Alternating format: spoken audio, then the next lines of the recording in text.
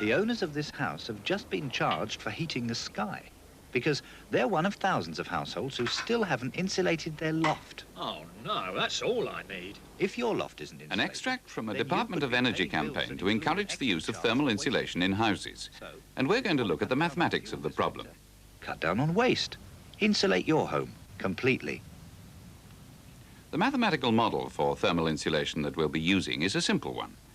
But is it too simple for reality? Well, that depends.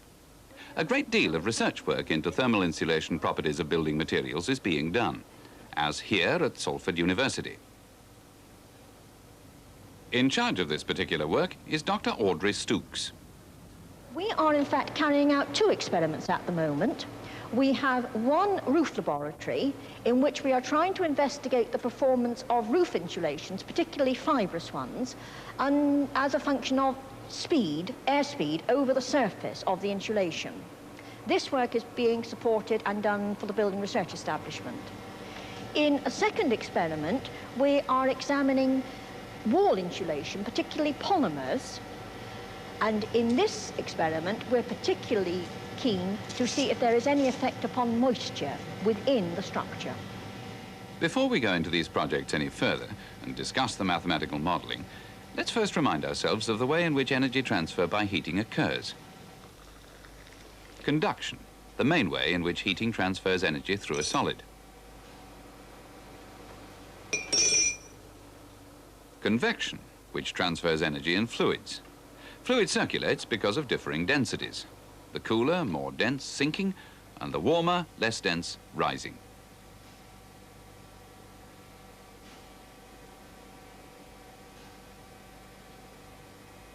And finally, radiation. No medium is needed for energy transfer here. The sun's energy reaches us by radiation over about 150 million kilometers of empty space. And the energy transfer rate depends on the fourth power of the absolute temperature. There's more about this in the text. This electric fire is a radiator too.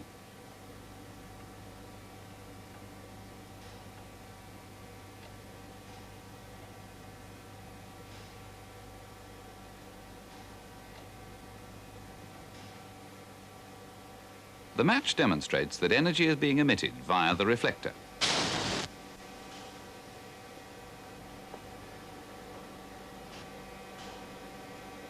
So radiation, convection and conduction are all modelled in different ways. In buildings too, all three modes of heat transfer are present. However, in the selection of building materials, conduction becomes the most significant, and that's what we'll concentrate on for the moment. To understand something of the nature of conduction, we have to look closely into the solid itself. At higher temperatures, solids have higher internal energy. That is, particles that make up the solid vibrate faster than in a solid of the same material at lower temperature. When in contact with each other, energy transfers from the solid at the higher temperature to the one at the lower temperature,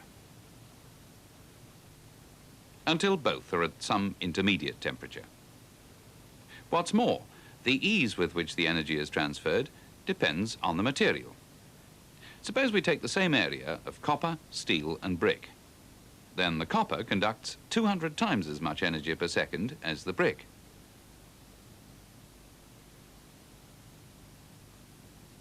And about 7 times as much as steel.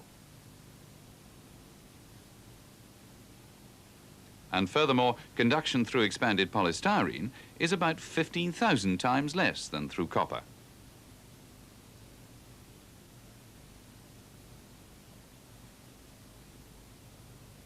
Quantifying conduction obviously becomes our first step in the modelling. Thermal conductivity is the measure of how good a conductor a material is. We represent this by the Greek letter kappa, and it takes different values for different materials. For copper, it's 380 watts per meter per degree centigrade. For steel, it's 54. For brick, it's 0.7. And for expanded polystyrene, it's only 0.024 watts per meter per degree centigrade. To understand what these numbers mean, we'll look at the experimental arrangements to measure them. In this case, we're interested in measurement of the thermal conductivity of brass, using a bar of known length and cross-sectional area. So, with the bar inserted into a heat source, what will happen to the energy transfer? Well, some of the energy is absorbed by the first part of the bar to raise its temperature. Some is transferred to the air around the bar, and then some along to the next element of the bar, and so on.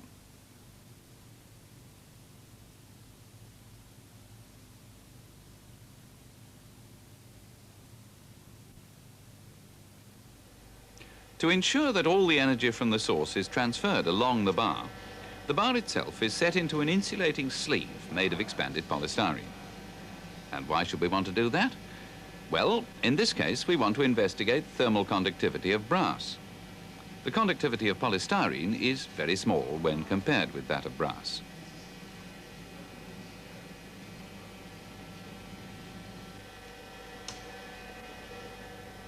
So what would we expect to happen to the heat transfer now?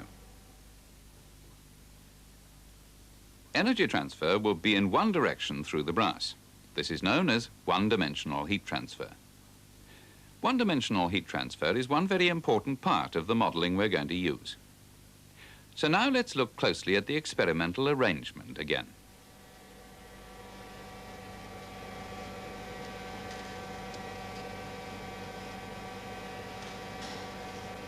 Remember, the brass bar is attached to the heat source. This is the hot end. Here we're showing a simulation. In an actual experiment, the rate of heat transfer in watts is measured by a device attached to the cold end of the bar. And temperatures are measured with thermocouples, a form of electrical thermometer.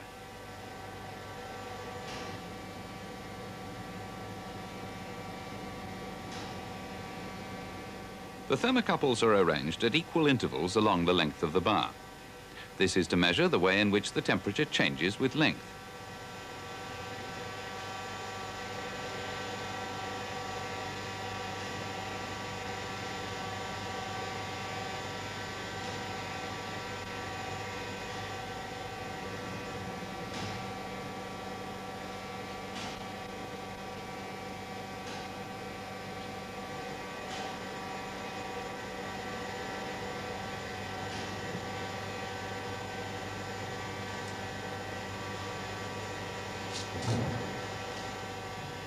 And finally, of course, to ensure one-dimensional heat transfer, the bar is encased in the polystyrene.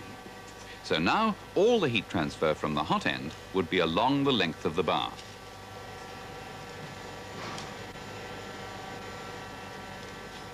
And now, with the measurement of the temperatures and the heat transfer rate, we'd be in a position to say something about the conduction properties of the brass bar. But not immediately. We'd have to wait for conditions to settle. Initially, very little energy is transferred to the cold end. Most is used in heating the bar itself. Eventually, after some considerable time, steady conditions are reached. Temperatures don't change with time. In other words, no energy is being absorbed by the bar itself.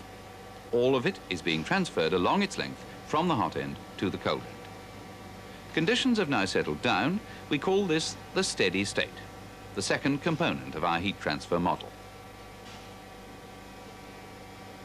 One-dimensional steady-state experiments like this will help building researchers find the thermal conductivities for different materials. But can this kind of experiment always be set up? To some extent, yes, but let's take them separately. One-dimensional is very difficult to achieve when you start dealing with very poor conductors of heat. And in the building field and the insulating field that we're in now, the range of thermal conductivities we're dealing with are in the lower 2 orders of magnitude.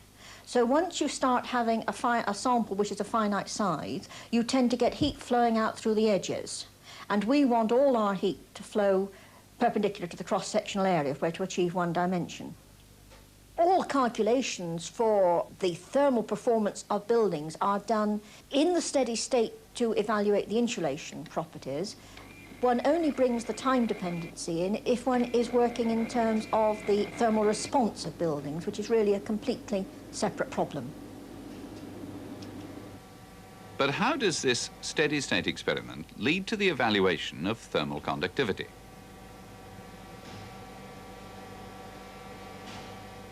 Notice that for this steady-state condition, the temperature drops linearly along the length of the bar. In fact, this linearity is an indication that we do have steady-state conditions. In this case, the drop is 50 degrees centigrade per meter. We call this the temperature gradient. The rate of heat transfer certainly depends on the temperature gradient. Drop the lower temperature, that's to say increase the temperature gradient, and certainly you'd expect the heat transfer rate to increase. Rate of heat transfer also depends on the cross-sectional area, and an increase in that would also increase the rate of heat transfer.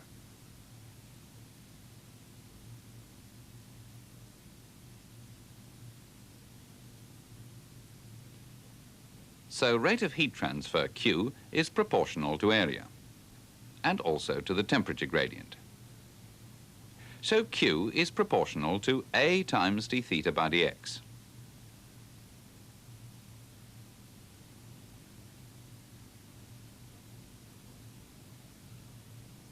The constant of proportionality, kappa, is the thermal conductivity of the material. The minus sign indicates the energy transfer down the temperature gradient. In this demonstration, the heat flow rate is about 1.12 watts. So with these experimental results for Q, A, and temperature gradient, you can easily work out the value for kappa for yourselves. But brass is a good conductor. Building researchers have to work with poor conductors. So how do they investigate what can be awkward combinations of materials? This model is representing a typical insulated loft. We have our joists, we have our plasterboard ceiling, and here we have a nice layer of fibrous insulation. And we have a thermocouple, which is just being weighted by a halfpenny there. And if I lift up the insulation, you can see another thermocouple, which is measuring the temperature on the other side of the insulation, while here we have a heat flow meter, which measures the heat transfer rate in watts per meter squared.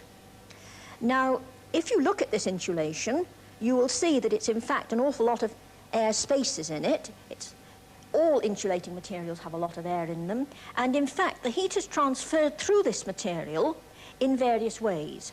It's transferred by conduction through the various fibre contacts, by conduction through the air spaces, by radiation, and also possibly convection.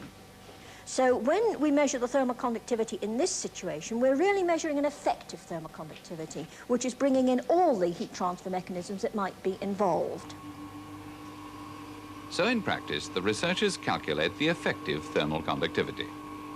They model this as if the roof fibre were an ordinary homogeneous solid, using the one-dimensional steady-state model. Thermocouples were used at intervals on the top surface and similarly underneath. Together with the heat flow meters, this yielded the effective thermal conductivities. The interesting result was that this effective thermal conductivity seemed to be dependent on airflow velocity over the top surface. And the reasons for this have become the main thrust of the research. The second area of research has been the wall rig.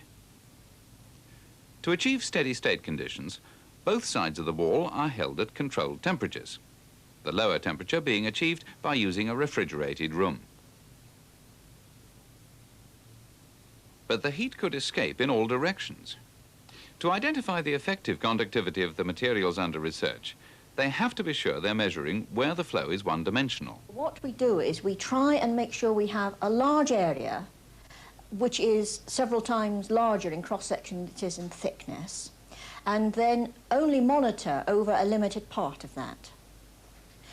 Now, to the steady state one, to achieve this, in our big rigs are actually having to control the temperature. So we control the temperature in a cold room, and we control a temperature in a warmer room. And then we have set up a temperature gradient through our structure. The limits to which we go, well, we certainly are achieving a timed variation of not more than half a degree. on either side. Whenever we are taking readings, we monitor over a period of many minutes, and we take every single reading probably 100 times, and then we actually record the mean reading. Those steady-state readings, combined with the one-dimensional model, give the effective conductivity of building materials. But in building, we're concerned with more than just conduction. Convection and radiation also play a part. This is how we incorporate a combination of heat transfer modes into our model. What we're really interested in isn't wall surface temperatures, but the air temperatures on either side of that wall. We call these θ1 and θ2. Between the surrounding air and the wall surface itself, the model that's used assumes a layer of air across which there is a temperature drop.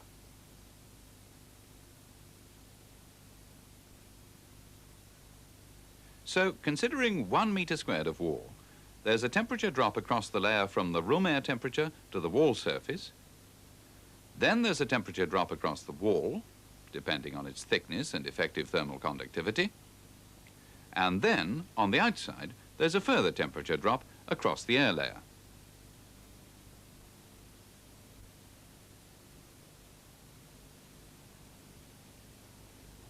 What we're interested in is the overall heat transfer rate through this bit of wall. We'll call this Q. Divide Q by the overall temperature difference, and we obtain what is known as the U value. It's this U value that's used by architects and heating engineers when determining heat transfer from a room. The U value times the area for a window, plus the U value for the wall times its area, and similarly for other walls, ceiling and floor, would give the total heat transfer rate from the room for a 1 degree temperature difference. And that's the use of the U value. Here's Dr. Stooks again. New legislation is being introduced all the time, which is increasing the standard of thermal insulation. As from July of last year, the standard of insulation required for all building other than houses was in fact a U value of 0.6 watts per metre squared per degree centigrade, almost down by a factor 2. And this is impossible to achieve, in fact, using structural materials only. You have to include thermal insulation. If the wall's already in existence, of course, there's no standard legislation required. If you want to save your energy, you add the insulation to the inside, the cavity, or to the outside. If you're going to start again, build a wall from scratch, then you're going to have to decide how to do it. And traditionally, certainly for house construction in this country, the cavity wall is the wall that has been used for many years.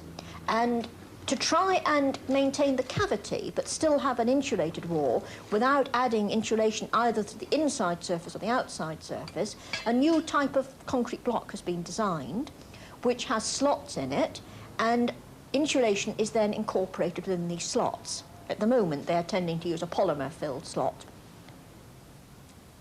Now here we've got a rather different situation because we no longer have a wall which consists of a number of parallel layers. We have a layer of brick and a layer of cavity, and then we've got a concrete member which itself has a structure to it. It's got slots in it, and the slots are filled with a material which has a thermal conductivity which is probably a factor 20 or so lower than that of the concrete. So what happens here? Can we use our one-dimensional model? There is a special form of the one-dimensional model which designers are using at the moment. So we set off by using the same techniques that we used in our first wall, and we got very silly answers when we tried to use our one-dimensional model. Is because we no longer have heat flowing as perpendicular to the cross-sectional area. If this diagram represents the block, here is the slot, which is filled with a material of low thermal conductivity. This is the concrete block, and this represents the plaster. And the heat flow is bending around, and it's concentrating in the regions of high thermal conductivity in the concrete and in the mortar. Now, we have extended the mathematical model into 2 dimensions. And with the result of a very large computer program, we have predicted the lines which we might get based on that model, putting into the model what we think are realistic values for the thermal conductivity of the concrete and the insulant. To know if this model is any better than the one-dimensional one, we have to do something more. Experimentally, what we have done is we have measured temperatures in our rig. Again, this represents the polymer-filled slot, and here's the concrete block and the plaster.